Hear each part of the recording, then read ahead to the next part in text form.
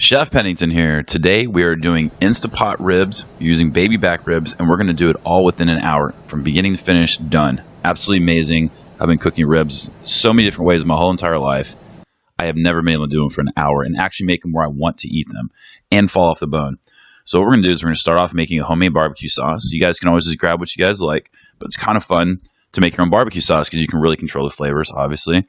But this is a really simple and really good recipe. And the link below will have everything you guys need, all the instructions, all the settings for the Instapot, the whole 9 yards. I'm going to talk safety, everything. So we're going to get some Lea & Perrins in there. So I start off with Hunt's ketchup, and I like it because it has no high fructose corn syrup. That stuff's just not really good for us. And then I put a little brown sugar in there. We've got some Lea & Perrins in there, which is Worcestershire sauce or Worcestershire sauce. And we're going to get some honey Dijon. You can use any kind of mustard you guys like.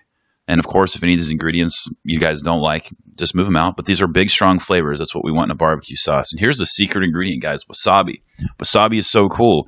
It has heat, but it doesn't stay in your tongue like peppers do. Peppers have capsaicin, which is an oil. It gets in your tongue, and that's why when you eat something hot, it stays hot for so long. But not with wasabi. It's there and gone. It's like horseradish, but Japanese style. Get some hot sauce in there. This is a real preference, real personal. So I like to start out with a minimalistic approach on recipes and then taste, season, and adjust. We need some salt because it brings out flavor. We love salt. A little bit of honey, just that little extra sweetness. Another style of sweet, which you've got some in the ketchup. We had the brown sugar. It's just balancing out flavors, having 3 different styles of sweet instead of like one big sweet bomb. And probably the most important ingredient was right there, the apple cider vinegar. That little bit of acidity balances out once again. So we get a sweet and tangy barbecue sauce, which is very Texas style. We're not super barbecue saucers, but we do like the sweet and tangy, and that little bit of heat, real important. So let's talk about the ribs. I went with baby back ribs. I like them. They're a little bit sweeter, and they're very tender. One thing to look at is how thick your ribs are, because all ribs aren't going to be the same size. And we'll talk about in a moment how to adjust your Instapot cooking for that very thing. But overlook your ribs. I like a meaty rib. I think most people do. You want a little bit of fat on the top. Be sure to, once you pull them out of the pack, rinse them under water and dry them off. Real important. And we're going to start with some honey. Now, classically, use some honey or mustard to help your dry rub, your seasoning stick. For me, I don't like the mustard. I think it does affect the flavor. Some people think this doesn't do anything to the flavor. I would strongly disagree with them. But for me, it's honey. If it's mustard for you, go for it. But those are the 2 really mainstream popular ones there. And we're going to start doing some dry rub.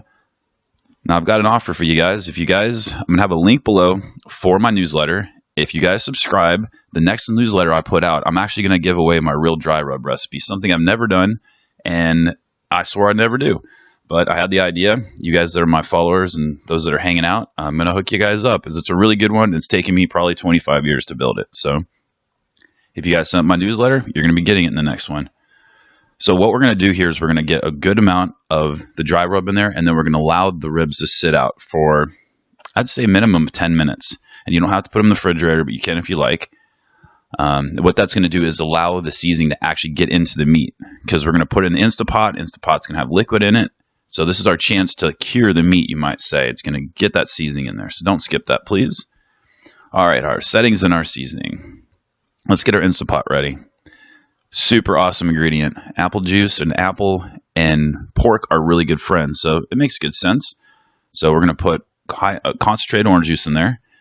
That's 1 tablespoon of the dry rub, exactly the same. And then we're going to place those in there and curl them around. If you guys did want to do that, you could cut the ribs in half. A little bit easier maybe for some whenever the ribs are cooked. This is going to be 8 cups of water. Pretty much what we're doing is put enough water to almost cover the ribs. I've tried this before with less water, and it turns out better with the more water. It's just a more moist cooking process. So secure your lid. Very important. Make sure that this is on the sealing side. There's only 2. There's venting, and then there's sealing. And then our settings. We're going to do meat and stew, which is a pressure cooker setting. And you'll see right there it's on high pressure. We're on normal pressure. There's 3 different pressure settings. And then we're going to set our time. Since these are thicker ribs, I'm going with 45 minutes. If you had like really skinny ribs, you could probably get closer to 35 minutes. So the timing is depending on how thick your ribs are. So when it's done, you'll see that it'll count down, and then it's going to show you this L000. That's after it's done. Sometimes when you cook the product in the Instapot, you don't want to just release the pressure instantly. Sometimes you want to let it sit in the heat a little bit, and that's what that timer does. So you can be very precise with your recipe. That's important right there. That's what we're looking for, that little vent to drop down. That means the pressure inside of the pressure cooker is safe to open. Once that drops, you're good. That's it. That's the big scare factor. We know that dropped, we're off to the races. So we've got some ribs here. So what we're going to do is we're going to take it to the sink and get rid of all of the liquid, and then we're going to put it back in the Instapot. We're going to let it hang out for just a moment. We're going to let it cool down just a little bit before we start handling it. So what I've got next to us there is a cookie sheet with a roasting rack. What we're going to do is we're going to pour our ribs out here. We're going to put them back in shape. We're going to put some barbecue sauce on them. And what's nice here is these ribs are hot, but they're not as hot as they would have been if we had just taken them out of the Instapot from the cooking.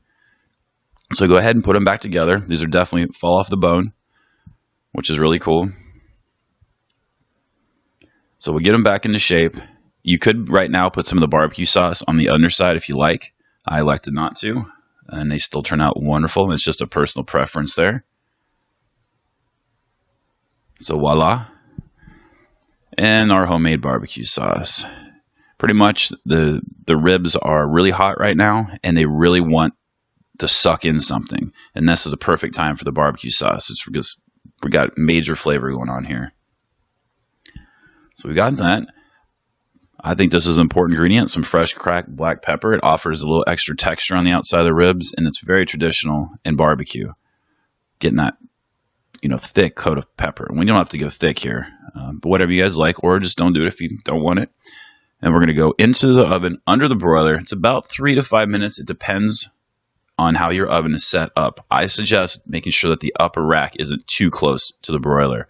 And look what we got, guys. We did this in our oven, in our house, with an Instapot, a device that costs under $100 and can do a zillion things.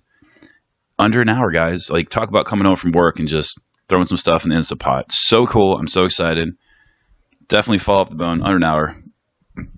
So here's the extra part here. I've got a sales website. So I've got a link here I'm going to put below for an Instapot. You guys come check me out and buy from me. I promise the prices are as good as you're going to find. So it's worth dealing with me. Hopefully you guys consider. Come join us on social media. We'd love to have you guys over there. Please go ahead and subscribe to our YouTube channel. We'd love to have you. The recipe, all the information, everything linked below. I'm Chef Pennington. Thank you so much for watching.